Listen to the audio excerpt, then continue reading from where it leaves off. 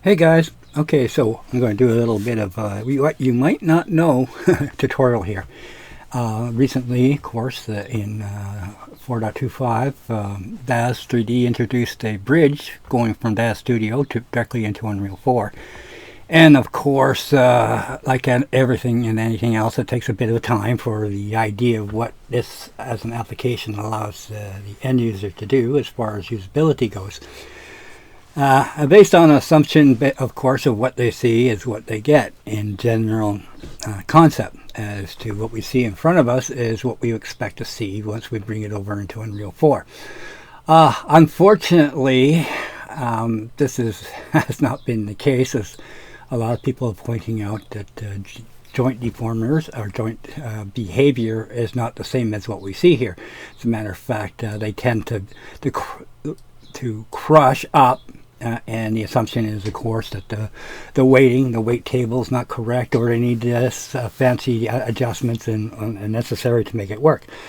In general, though, what you see, of course, is obviously what you get depending on what it is that the application directly within DAZ Studio does to make the shape and form conform to the requirements of structure within the framework in which it's designed to work within. That is to say that Genesis itself is a framework. It's not necessarily a character, but it can be onto itself simply because that's the way it's been shaped to look like. The idea behind it, of course, is anything that you adjust or make adjustments to the character as part of that framework is then translated through all of this that has been applied to this framework. So you got to keep telling yourself that that's what we're seeing here, was we're seeing the result of the framework and not what it will necessarily look like in another application like Unreal 4. And usually that's rather disappointing to some people, based on the fact that they're not seeing the construction of the magic trick. They're seeing the prestige, let's say, that you got the ta-da over there. It is obviously being a fan of DAZ Studio and of Genesis as a character development tool within our own pipeline. We discovered, of course, why things don't work as to expectations. Relaying this over to Unreal 4 based on the need to maintain fidelity of asset. Now, that's a big buzzword that you're going to hear a lot more as we get more and more into character options, like for example MetaHuman has been made available. It's obviously going to at first have its own issues and problems to deal with, as there is no such thing as an over the counter option that is going to behave in the manner as to expectations 100% as to what it is that you need the asset to do. So in general, as a digital artist, this has always been the case that you always make your asset and then fix the issues after the fact. So when you see problems within directly relating to what you need the asset to do, then you take corrective measures to fix that one issue and develop over time.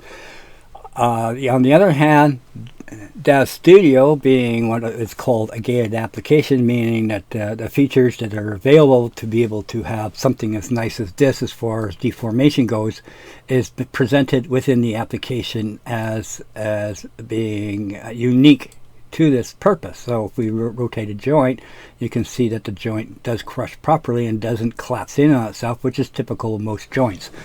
Now, how they go about correcting this is in this case, the thinking is, oh, okay, well, a skin weighting's not performing properly. It's gone cuckoo nuts based on an extreme pose like this, when in reality that's not the case.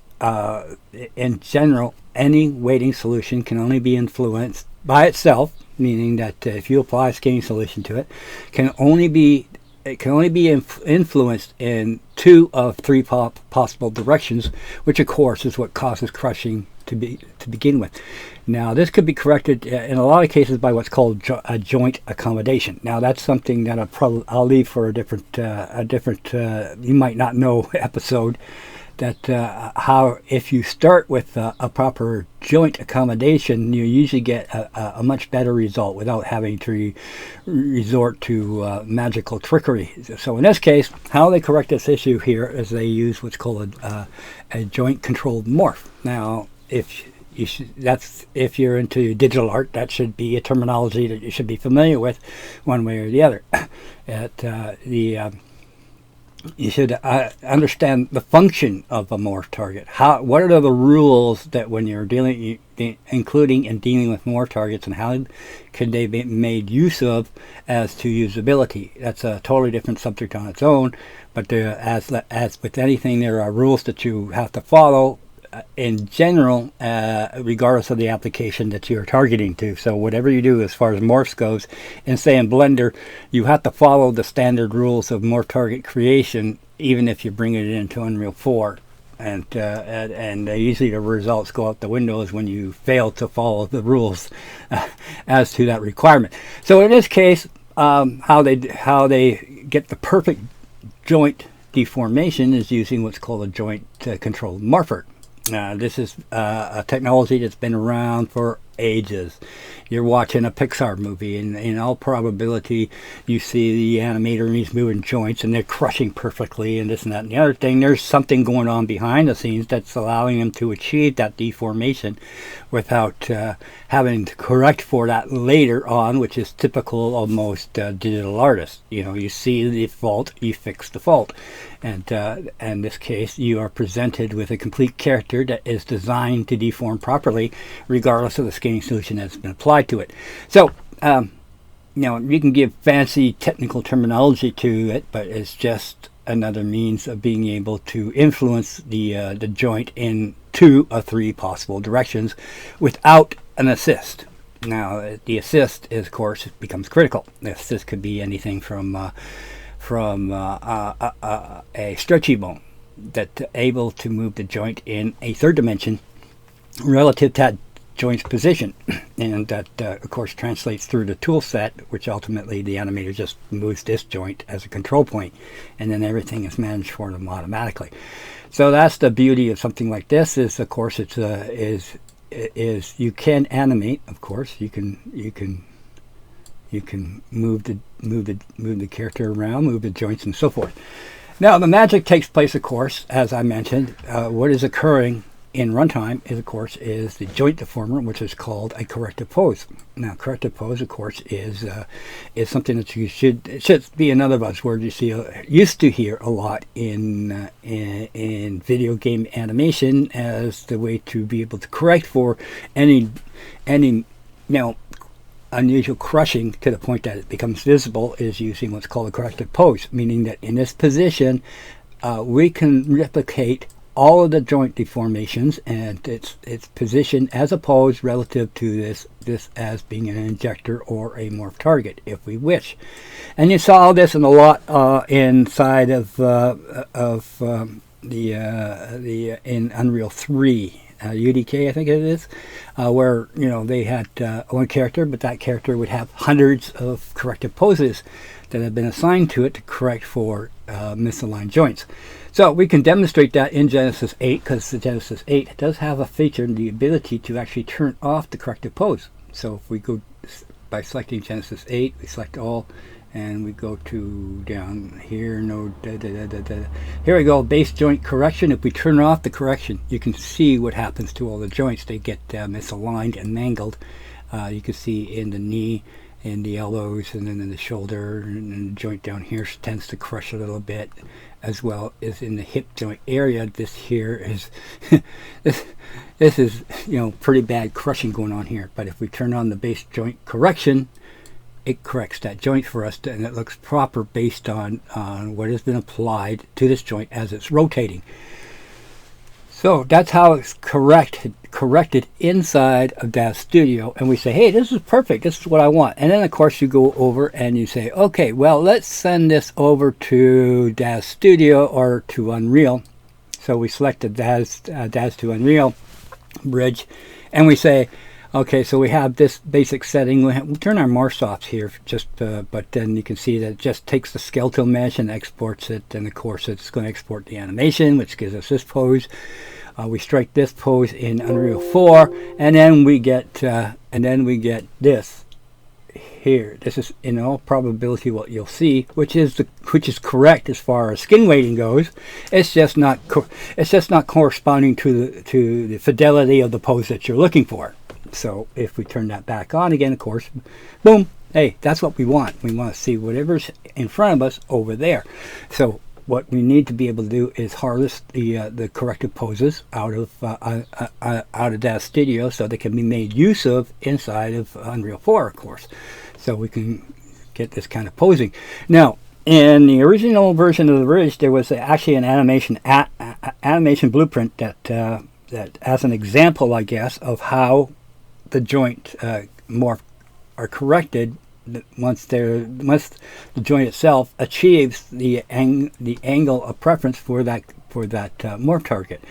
So the morph target, it doesn't just rotate the joint until it's in position and then bam, you get the morph target. It activates the morph target. It does it based on a percentage scale, of course. So you get you get that deformation into the proper position, this pose, as a progressive. So you're not looking at all of a sudden pop-in joints and so forth.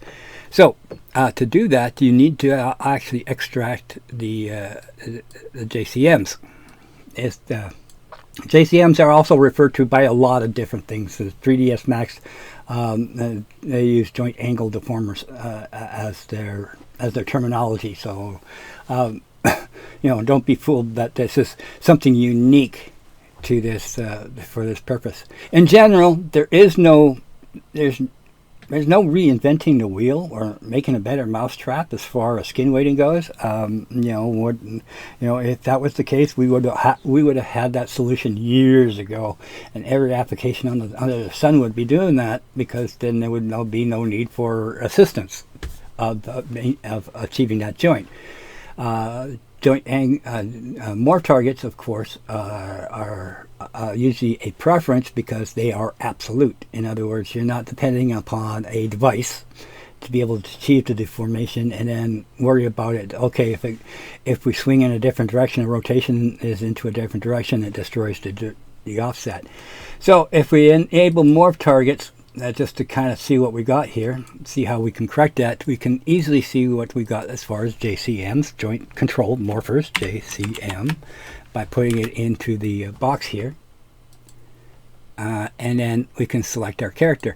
Now, a JCM can be applied to anything and everything. It translates, once again, everything kind of translates through the framework to make the corrective pose that is required for what we see here. So if we look at the hair, we don't see any joint control. If we look at the boots, we do have some joint controls for the boots. We have a foot rotation, the side, the foot bend, and the foot side, as far, my guess is to allow for this joint here to deform properly. So what we're seeing here at the top, for example, is it wraps around the top portion of the leg, is the actual morph target being activated from the boot. We have the cross strap. There's a we have on the backpack we have joint control morphs on the backpack. It's an accessory, and it's actually rather difficult to achieve perfect alignment based on where it is linked to without becoming distorted. It needs to kind of conform to the back, but not really as far as being controlled by the actual joints themselves, so it gets a little bit tippy, needless to say. Where things get interesting, of course, is if we actually look at the corrective poses that have been applied to the framework, the Genesis through 8 female in this case. You can see that there is a lot. There's a lot of corrective posing going on as far as this character goes. So this takes it. So each joint has been added. Okay, you're even correcting for the bend for the thumb. So this is a rather extensive list. Shin, bend back, how the shin is being bent backwards. It has a target for it. So this character inside of DAZ Studio itself is not being influenced directly by the weight table, but by the joint control morphers that have been applied to it. So you're seeing the output result of absolute, not being driven by something as skiddy as a weighting solution. So I thought that this would be an interesting, you might not know, as what you're getting here is not so much an export of the actual character, which, we got to kind of assume that maybe down in the future you'll be able to say, hey, I want this to look exactly like this over in Unreal 4, and you're using Live Link to be able to move all this stuff back and forth without any interaction. But until that occurs, if you want this same configuration as far as this character goes, you're going to have to select them all and add it to the export. So we're over in this box here, and when we export this, we have all of the joint angle deformers that have been applied to this character, including ones that are not necessarily part of the Genesis 8 framework. This is since we did a wild card, we get everything. You get, you can when it comes to a character, you can have thousands and thousands and thousands of, to quote Mr. Frump, that the number of targets you could have is pretty much infinite as far as what it is that you want to harvest out of it. So I don't look at porting something over from DAZ Studio as being an export as I do as being a harvest, because a lot of times you have to be specific about what it is that you want to send over to Unreal 4 in the kind of configuration that you need that would be appropriate. So since the framework has already been, if you obviously have to have the plugin as far as Unreal 4 goes. If you have the plugin installed, you obviously get the Genesis 3 and Genesis 8 framework by default. They being, of course, being open sourced and fair use. You can use them for any type of anything that you would want to export from DAZ Studio without being too overly concerned about licensing and etc. Now, not to say that there is no licensing, but you don't have to be as walking on eggshells as you do with most digital assets, because, well, they're more interested in selling you digital assets than they are making sure that you're paying up for making use of this tool set. It should be also interesting to note that you're not limited to the Genesis framework. Any character framework can be used. There are more than a few, of course, different types of characters. They have animals, of course, and each one of them may have their own special JCMs to correct for joint deformation, as well as different options for framework type characters that you wish to use. The one that comes to mind is I don't know if it's still out there, is what is it, Apollo something or other. Apollo Maximus has the same capability.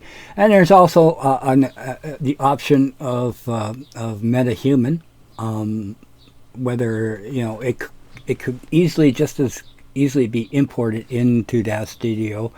You could create a framework for it, so everything that you want to apply to it as far as targeting and morphs and what have you can be applied to that character as far as the framework. It would make life easier too as well if they had started out with, say, the Genesis 8 or the Genesis 3 mesh geometry, and it then can be used as an injector. Okay, so I thought this would make for an interesting you might not know episode, and try to keep these short, but don't expect well, in the future, there's always the future that of course I believe DAZ 3D is interested in maintaining the fidelity of their asset. And the proof to that, of course, is a lot of the assets that you do export is coming in much better safe as far as material goes. Is this metal? Is this cloth? Is this hair? And it's getting better all the time. So I would expect that each iteration of the bridge would continue to improve the requirement of maintaining fidelity. Hopefully, in the future, of also directly importing the required JCMs, the deformers that would replicate this key pose from Data Studio in Unreal 4. Okay, so hopefully not too long, and hopefully interesting enough. Bye.